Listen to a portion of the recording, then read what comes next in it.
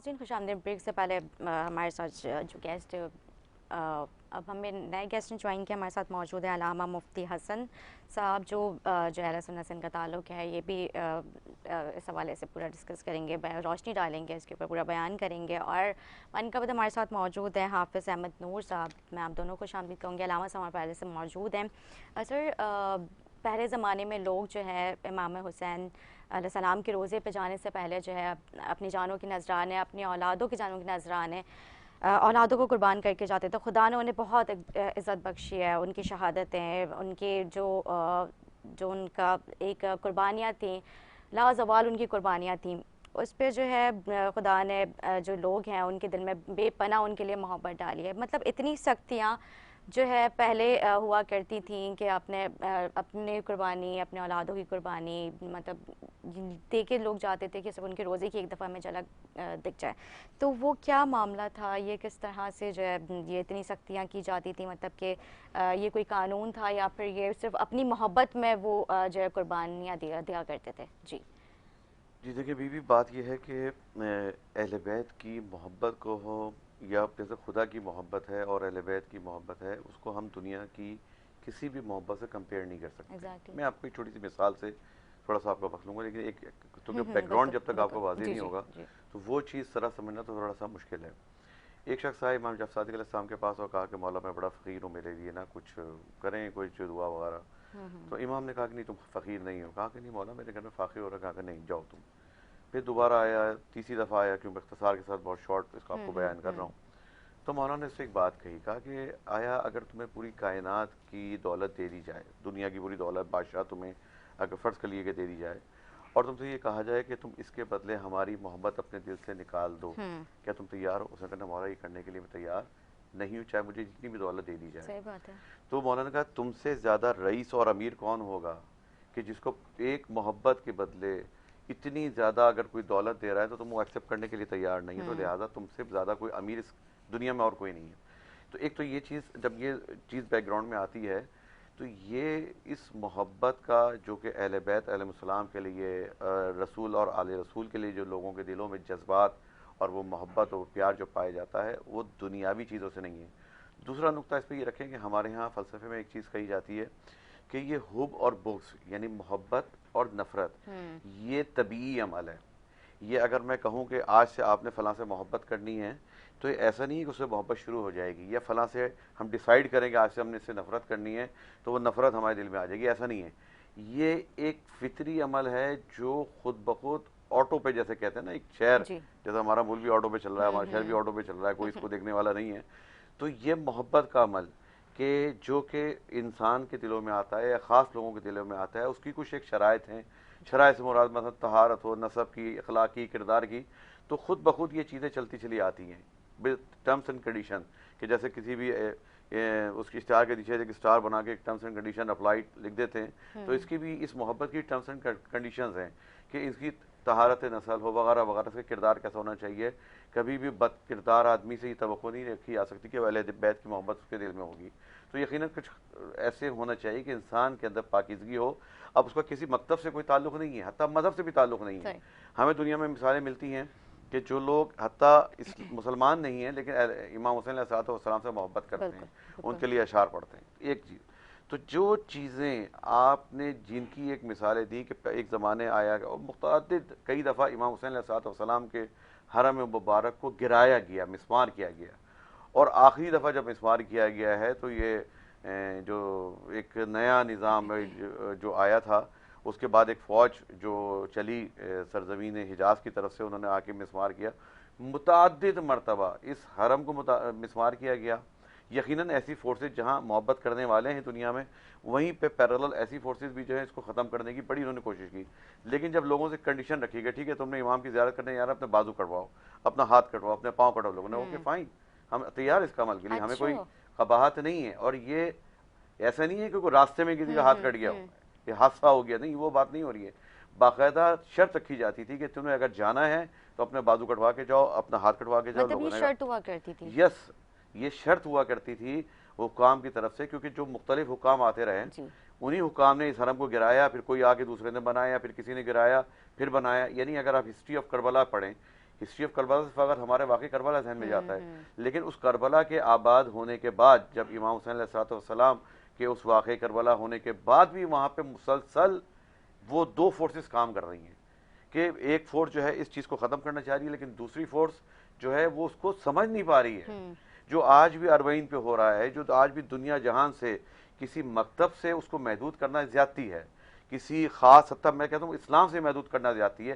آج دنیا میں کوئی بھی آزاد فکر رکھتا ہے، کوئی بھی ایک آزاد سوچ رکھتا ہے، کوئی بھی ایک ظلم کے خلاف اگر آواز اٹھانا چاہتا ہے تو اس کربلا کے علاوہ دنیا میں کوئی ایسا واقعہ ہم نمونے کے طور پہ پیش نہیں کر سکتے. آج کہیں پہ بھی اگر ہم نے کوئی جذبات لوگوں کے اگر ہم نے دیکھنے کوئی اس کو کمپیئر کرنا ہے تو ہم ہر چیز میں دیکھیں. پاکستان میں بھی کیا ہے، بہت سے ایسے لوگ ہیں جو پوری زندگی ان کا کوئی مذہب سے تعلق نہیں ہوگا، سیاست میں یہ وہ، جب مصیبت پڑتی ہے تو مثال کربلا کی دیتے ہیں. جو چھوٹی سے چھوٹی بات ہو جائے گی، چاہے وہ پانی اگر کسی کو اگر نہیں ملا تو گرمی ہو گئی کربلا کی مثال، کوئی قید میں یہ کربلا کی مثال، کوئی بیمار ہو گیا کربلا کی مثال. بھائی تمہارا تو تم نے تو زندگی میں کوئی یہ تمہارا کوئی کریکٹر اس ٹائپ کا نہیں ہے کہ تمہارا کوئی اسلام سے کوئی بہت زیادہ تم لوگ ٹچ والے لوگ ہو، کہ اسلام ٹچ والے لوگ ہیں، یا مثال کے طور پر یہ ٹچ والا جو ہمارا کلچر آیا ہے، تو یہ ٹچ والے لوگ بھی جو ہیں جب بھی ذرا سی مصیبت پڑتی ہے کہ جن کا کوئی دین سے مکتب سے کوئی تعلق نہیں ہے، نماز روزے سے کوئی واسطہ نہیں ہے، لیکن فار ایگزامپل دیتے ہیں کربلا کی. یعنی اس کا مطلب یہ ہے کہ دنیا میں آج بھی اگر ظلم کی اور اگر عدالت کی کوئی اگر نشانی ملتی ہے یا کوئی علامت ملتی ہے تو اس کی مثال فقط کربلا کے علاوہ اور کوئی نہیں ہے. ٹھیک ہے جی، مفتی حسان ہمارے ساتھ موجود ہیں. میں ان سے جاننے کی کوشش کروں گی رسول پاک صلی اللہ علیہ وسلم کی مولا حسین علیہ السلام سے ان کی کس طرح کی محبت ہے، اس کے اوپر تھوڑی سی روشنی ڈالیے. الحمدللہ رب العالمین والصلاة والسلام علی سید الانبیاء والمرسلین، اما بعد فاعوذ باللہ من الشیطان الرجیم، بسم اللہ الرحمن الرحیم. سب سے پہلے تو میں آپ کا شکریہ ادا کرتا ہوں کہ آپ نے مجھے اپنے پروگرام میں اپنے چینل پر انوائٹ کیا. اللہ تبارک و تعالی ہم تمام کو جمعۃ المبارک کی اور محرم کی برکات عطا فرمائے. یہ سیدنا امام علی مقام امام حسین رضی اللہ تعالی عنہ کے مقام و مرتبے کے حوالے سے کہ حضور علیہ الصلوۃ والسلام نے حضرت امام علی مقام کو کیا مقام و مرتبہ عطا فرمایا سے تو احادیث اور دیگر کتب بھری ہوئی ہیں. ایک دو باتیں میں آپ کی خدمت میں عرض کرتا چلوں کہ ایک مرتبہ جناب سیدنا فاروق اعظم رضی اللہ تعالی عنہ حجر اسود کے سامنے کھڑے ہوئے. حجر اسود کو چونکہ حج اور عمرے کے موقع پر چوما جاتا ہے، استلام وغیرہ کیا جاتا ہے، اور اس کے بارے میں یہاں تک کہ روایات موجود ہیں کہ کل بروز قیامت یہ اپنے چومنے والوں کی گواہی دے گا کہ بھئی مجھے کس مومن نے چوما ہے اور چومنے والا کون منافق تھا. حجر اسود تو ایک مرتبہ جناب سیدنا فاروق اعظم رضی اللہ تعالیٰ عنہ حجر اسود کے سامنے کھڑے ہوئے. بخاری شریف کی حدیث ہے، حدیث نمبر 1529 ہے. کہتے ہیں کہ اے حجر اسود، تو جنت سے آیا ہوا پتھر ہے، مجھے معلوم ہے کہ تو کسی فائدے کا نہیں ہے، کسی نقصان کا نہیں ہے، لیکن تجھے پھر بھی لوگ چومتے ہیں اور میں تجھے اس وجہ سے چومتا ہوں کہ تو جنت سے آیا. اس وجہ سے نہیں چومتا کہ تو جنت سے آیا ہے، بلکہ کہتے ہیں میں تجھے اس وجہ سے چومتا ہوں کہ تجھے میرے محبوب کریم علیہ الصلوۃ والسلام نے چوما ہے. تو سوچئے جسے چند ایک مرتبہ حضور علیہ الصلوۃ والسلام نے چوما، اس کا یہ مقام و مرتبہ ہو گیا کہ حضرت عمر بن خطاب رضی اللہ تعالیٰ عنہ جیسے جلیل القدر صحابی رسول کہ جن کے بارے میں احادیث موجود ہیں، حضور علیہ الصلوۃ والسلام نے فرمایا کہ میرے بعد اگر کوئی نبی ہوتا، ابھی ہے نہیں اور نہ ہی آنے کا امکان ہے، لیکن حضور فرماتے اگر کوئی ہوتا تو عمر بن خطاب رضی اللہ تعالیٰ عنہ ہوتے. اور فرمایا کہ اسلام کے ذریعے ہر کسی کو عزت ملی، مجھے عزت ملی اسلام کے ذریعے، یہ ہمارے ناطقہ ہیں علامہ صاحب اور دیگر حضرات ہیں، ہر کسی کو عزت ملی اسلام کے ذریعے، لیکن اسلام کو اللہ تبارک و تعالیٰ نے عزت عطا فرمائی عمر بن خطاب رضی اللہ تعالیٰ عنہ کے ذریعے. جیسا کہ حضور علیہ الصلوۃ والسلام کی احادیث طیبہ میں موجود ہے کہ حضور علیہ الصلوۃ والسلام نے اللہ تبارک و تعالیٰ سے دعا کی اللہم اعز الاسلام بعمر بن الخطاب خاصہ کہ اے الہ العالمین عمر بن خطاب کے ذریعے اسلام کو عزت عطا فرما. تو سوچئے کہ جس کو میرے محبوب کریم علیہ الصلوۃ والسلام نے چند ایک مرتبہ چوما، اس کا یہ مقام ہو گیا کہ جلیل القدر صحابی رسول اس نیت سے چومتے ہیں کہ تجھے میرے مصطفیٰ کریم نے چوما. اور اگر امام علی مقام کی بات کی جائے تو توجہ کیجئے کہ جس چیز کو، جس شخص کو، جس لاڈلے کو، جس شہزادے کو امام حسین رضی اللہ تعالیٰ عنہ کو حضور علیہ الصلوۃ والسلام چومتے رہے، صبح چومتے، شام چومتے، تو سوچئے ان کا مقام و مرتبہ کیا ہوگا. اس بات کو امام قاضی ایاز مالکی علیہ رحمہ نے اپنی کتاب شفا شریف اور سیدی اعلی حضرت نے فتاوی رضویہ شریف اور در مختار کی ایک کتاب ہے در مختار، اس میں بھی فقہاء کرام لکھتے ہیں کہ حضور علیہ الصلاۃ والسلام جس مقام پر ابھی آرام فرما رہے ہیں، جس زمین کے ٹکڑے پر حضور علیہ الصلاۃ والسلام آرام فرما رہے ہیں، کہتے ہیں کہ وہ زمین کا ٹکڑا، وہ زمین کا گوشہ دنیا کی ہر چیز سے افضل ہے، یہاں تک کہ فرمایا کہ رب تعالیٰ کے عرش معلیٰ سے بھی افضل ہے۔ تو سوچئے کہ جس چیز پر ابھی حضور آرام فرما رہے ہیں اس کا یہ مقام ہے، تو جس چیز کے بارے میں، جس شخص کے بارے میں حضور علیہ الصلاۃ والسلام نے فرمایا حسین منی و انا من الحسین، کہ حسین تو مجھ سے ہیں اور میں حسین سے ہوں، تو سوچئے اس کا مقام و مرتبہ کیا ہوگا۔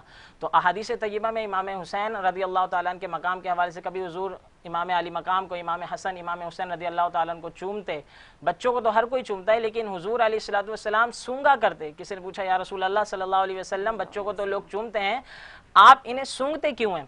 حضور علیہ الصلوۃ والسلام نے فرمایا دنیا میں یہ دونوں میرے پھول ہیں اور ان کے پاس سے مجھے جنت کی خوشبو آتی ہے، اس وجہ سے کہتے ہیں کہ میں اپنے بچوں کو، شہزادوں کو سبحان اللہ۔ مفتی صاحب، میں دعوت کلام جو ہے مفتی احمد نور صاحب جو ہیں، حافظ احمد جو ان کو میں دینا چاہوں گی۔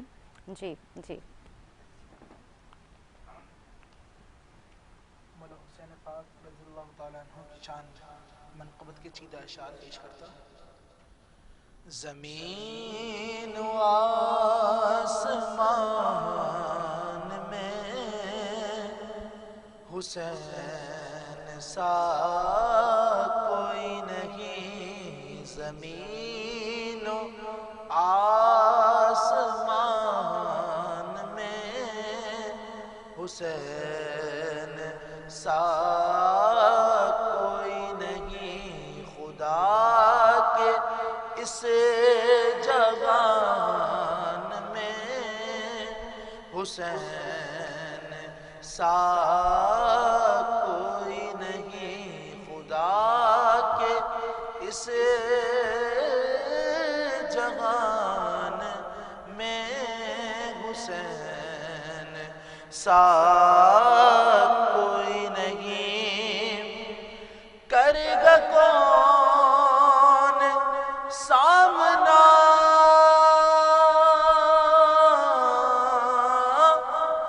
کرے گا کون سامنا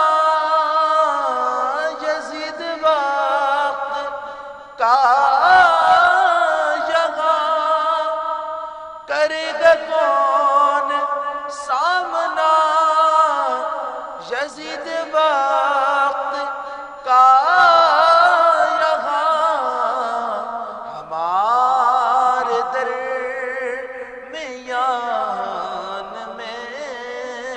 حسین سا کوئی نہیں، ہمارے درمیان میں حسین سا کوئی نہیں، میرے خیال خواب میں،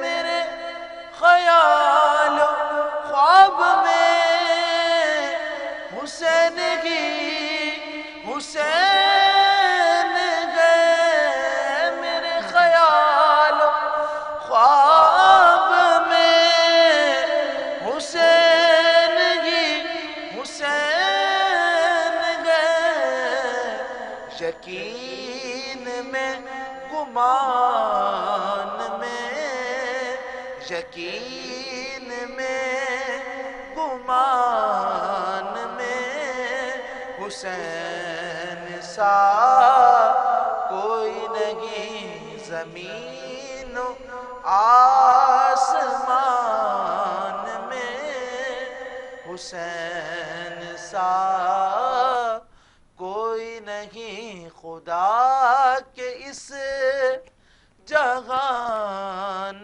میں حسین سا کوئی نہیں۔